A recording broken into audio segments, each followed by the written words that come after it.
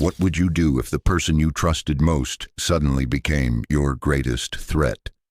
A simple knock at the door set off a chain of events so chilling it would shatter a family's world and haunt a community forever. A lone survivor versus a man thirsty for blood. Who would win? 911. I just got shot. I've been shot. I've been shot. What is your name? Cassidy State. What would drive someone to annihilate an entire family, parents, children, all of them, in the comfort of their own home? July 9th, 2014 was supposed to be like any other summer day in the quiet suburbs of Spring, Texas. The sun was out, kids were home from school, and families were tucked away in their safe, tree-lined neighborhoods. But that calm was shattered when police were called to a horrifying scene inside a modest brick house on Leaflet Lane. Inside, they discovered the bodies of 6 family members, 2 adults and 4 children, all executed in cold blood. Only one person had survived, barely clinging to life. It wasn't a robbery, nothing was stolen, there were no signs of forced entry, no immediate motive, and no suspects fleeing the scene. Just a question that hung heavy in the humid Texas air. The Stay family had no known enemies, so who could have done this? Let's rewind to that July afternoon, back to the front door of the Stay family's home on Leaflet Lane. A man shows up dressed as a FedEx delivery worker, clipboard in hand, uniform convincing, calm expression. Nothing alarming, just a guy delivering a package in the middle of the day. The girl who answers the door, Cassidy Stay, sees a familiar face, but she can't quite place it. When he asks for her parents, she explains they aren't home. So he leaves, but he comes back. This time, he drops the act. No more FedEx persona. He tells Cassidy who he is, her ex-uncle, Ronald Lee Haskell, her mother's sister's former husband. The moment she tries to shut the door, everything spirals. Haskell forces his way in. Suddenly, the quiet safety of a suburban home is replaced with panic. He overpowers Cassidy, ties her up, and makes her lie face down on the floor, and he waits. It gets worse. One by one, the rest of the family comes home. Stephen and Katie Stay and their 4 children. Each of them is ambushed, bound, and forced to the ground alongside Cassidy. No chance to fight back, no time to run. What they didn't know was that Haskell wasn't there to talk or to threaten. He was there for blood. When they didn't give him the answers he wanted, where was his ex-wife? Why had she left him? He didn't hesitate. With cold, calculated cruelty, Haskell shot each of them in the back of the head, execution style. He fired at the whole family, one after the other. 13 shots in total. Just like that, he tried to erase an entire family. And yet, he failed, because Cassidy, despite being shot herself, didn't die. The bullet shattered part of her skull and took off the tip of her finger, but somehow she stayed conscious. And then she did something extraordinary. She played dead perfectly. Haskell believed he'd finished the job and fled the scene in the family's car, thinking he'd silenced every witness. But Cassidy got up. Bloodied and broken, she managed to call 911. And through sheer will, she told the police everything. Who the killer was, what he looked like, and, most importantly, where he might be going next. Haskell hadn't come to Spring just to kill the Stays. He was planning on finishing what he started by hunting down more of his ex-wife's relatives. Are they still there? Who shot him? My uncle Ronnie. Dad, Where's your uncle? my uncle, his name is Ronnie. Where is he? He left to teach his kids. Oh, your uncle shot him? Yeah. Thanks to Cassidy, the police moved fast. They found Haskell driving toward another family member's home. What followed was a tense 20-minute car chase through suburban streets, sirens screaming behind him. Eventually, police laid down spike strips, disabling his vehicle and trapping him in a cul-de-sac just a few miles from the Stay home. He wasn't done yet, though. He held a pistol to his head and began a tense standoff that lasted hours as negotiators tried to coax him out without more bloodshed. Finally, he surrendered, and as he was taken into custody, the full weight of what had happened started to sink in. A man so consumed by anger, so blinded by vengeance that he tried to annihilate an entire family. But even in all that darkness, there was one light: Cassidy, a teenager who refused to die, who outwitted a killer, and who made sure justice had a chance to catch up. Let's talk about the family, the Stay family, the ones whose lives were stolen in the most heart-wrenching way imaginable.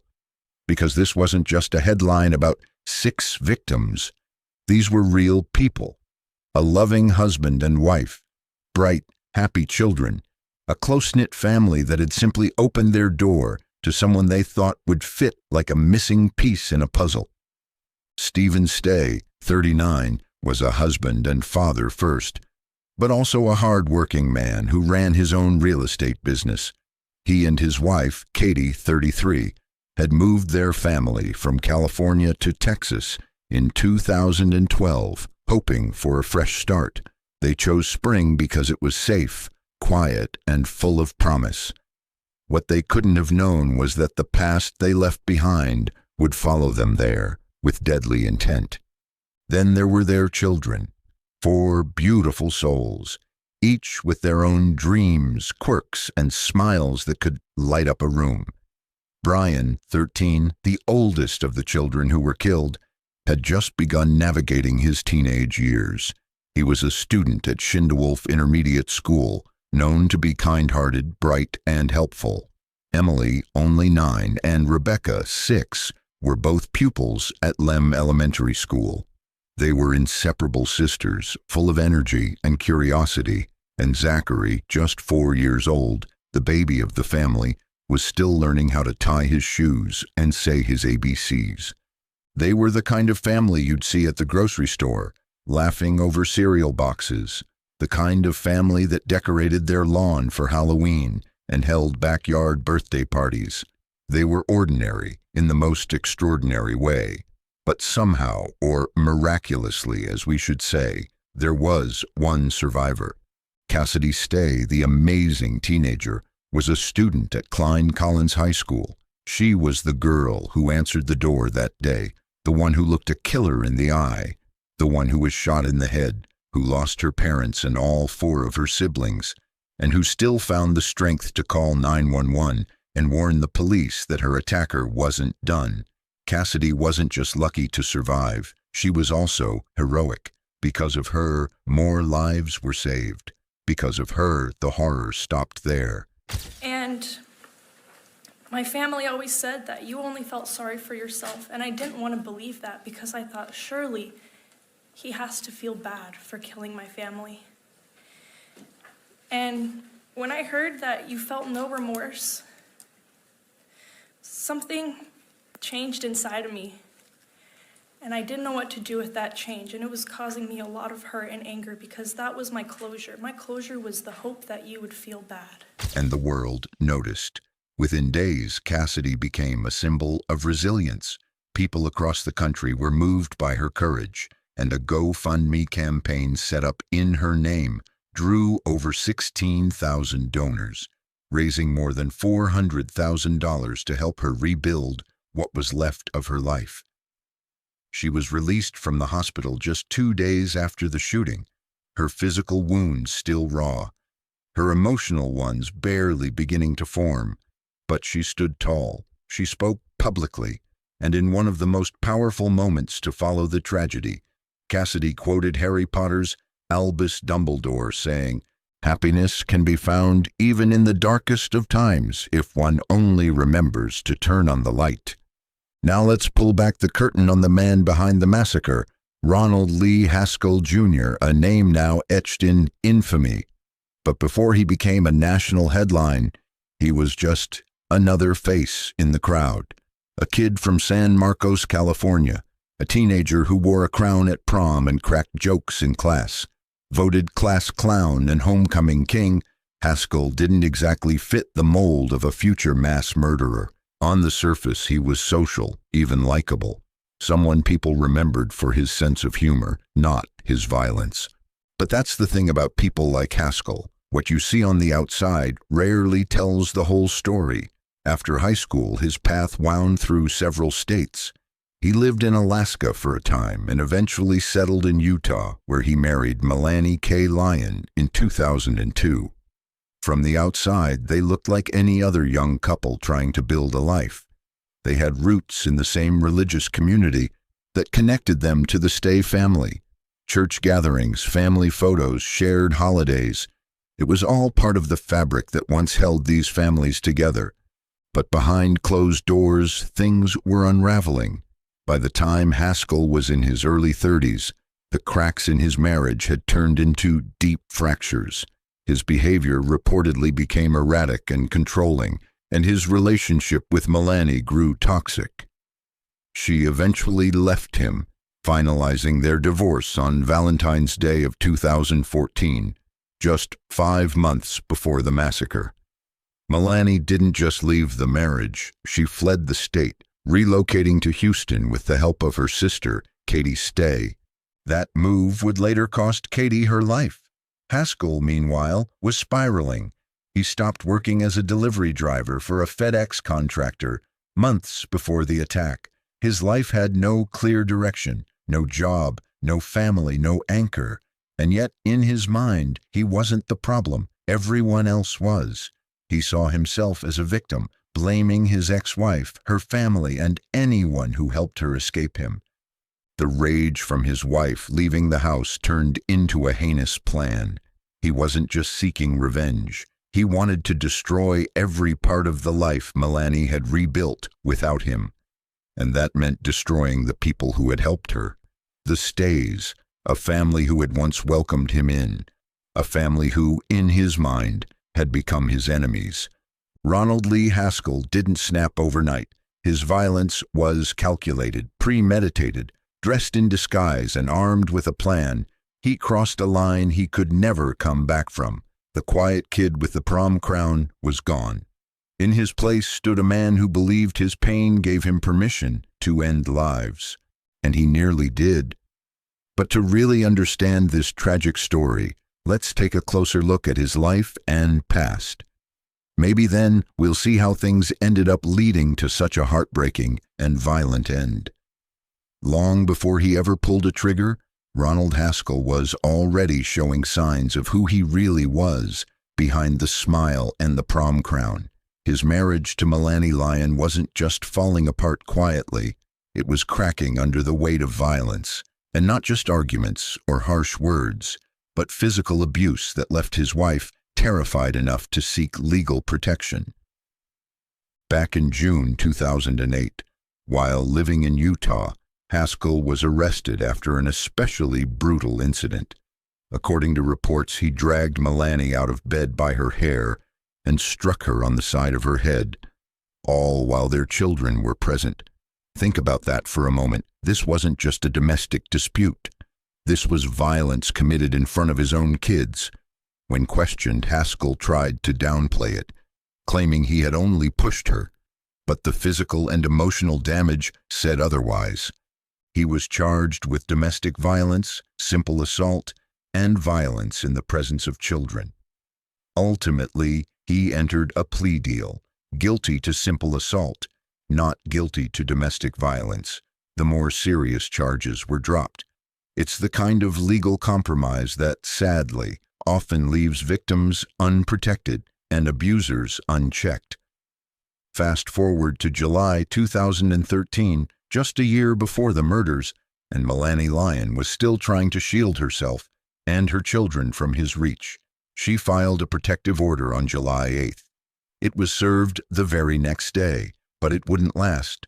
By August, Melanie had officially filed for divorce, and by October, the protective order was dropped in favor of a mutual restraining order, negotiated through the divorce and custody proceedings. It was a legal trade-off that gave Melanie primary custody of their 4 children, while Haskell moved back in with his parents in San Marcos, California. He was out of her life, but not out of her thoughts. She knew what he was capable of. That fear followed her, even across state lines. When he showed up at the Stay family's home in Texas, Haskell was still carrying a California driver's license. He had made a deliberate trip. This wasn't a man who acted on impulse. It was a man who had been stewing for months, maybe years, about losing control, and he was now determined to take it back in the most twisted, unforgivable way. The system had given him a chance to walk away from his past without real consequences. But the victims of July 9 would pay for that leniency with their lives.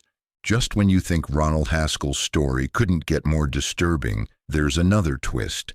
And this one came barely a week before he'd take 6 lives in cold blood. On July 2nd, 2014, Haskell's own mother, Carla Jean Haskell, walked into the San Marcos Police Department. What she had to say wasn't just alarming, it was horrifying. She wanted a restraining order against her own son. Now think about that. A mother fearing her own child so much that she begged law enforcement for protection. And the reason? A ferocious argument that turned into something straight out of a nightmare. According to Carla, Ronald had forced her into the garage of their home, but he didn't stop there. He tied her wrists with duct tape, strapped her to a computer chair, and held her captive for nearly 4 hours. During that time, he threatened to kill not just her, but his entire family.